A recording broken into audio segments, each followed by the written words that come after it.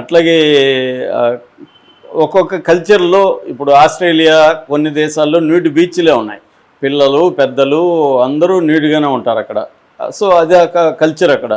అక్కడ పోయినప్పుడు ఇండియన్స్ కూడా అక్కడ అలాగే ఉంటారు. ఇండియన్స్ టూరిస్టులు వెళ్తారు అక్కడికి, వీళ్ళు కూడా బట్టలు వెళ్తారు. అంటే అసలు బట్టలతో అలో చేయరు కొన్ని బీచ్ల్లో.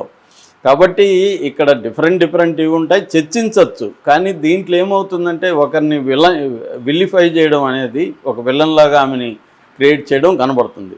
దాంతో ఆమె ఇప్పుడు శివాజీని వదిలేసి ఆమె వీళ్ళకి సమాధానాలు ఇవ్వడం, వీళ్ళకి ఛాలెంజ్లు చేయడం అనేది జరుగుతుంది.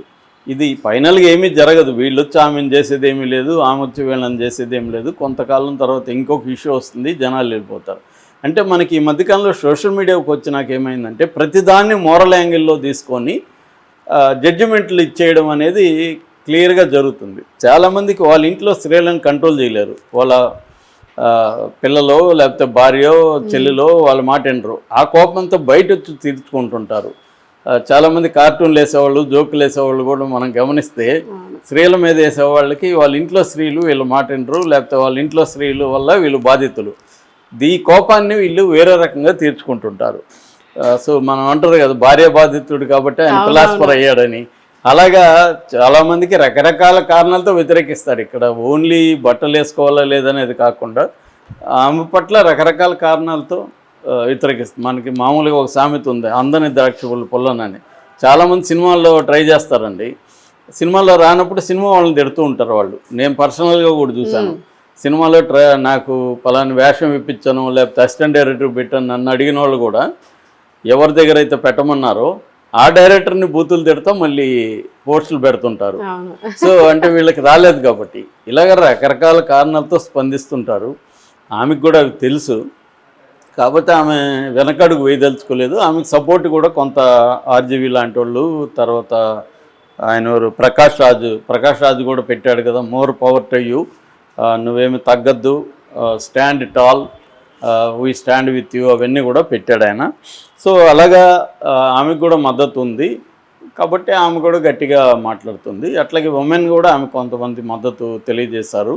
సో అందువల్ల ఆమె కూడా ఏంటంటే తను క్లియర్గా ఒక విషయం అయితే చెప్తుంది. అదేంటంటే నా చాయిస్, నేను బట్టలు ఎలా వేసుకునేది నా చాయిస్, అది లీగల్గా ఇబ్బంది కానంత వరకు నన్ను ఎవరు నియంత్రించే హక్కు ఎవరికి లేదు.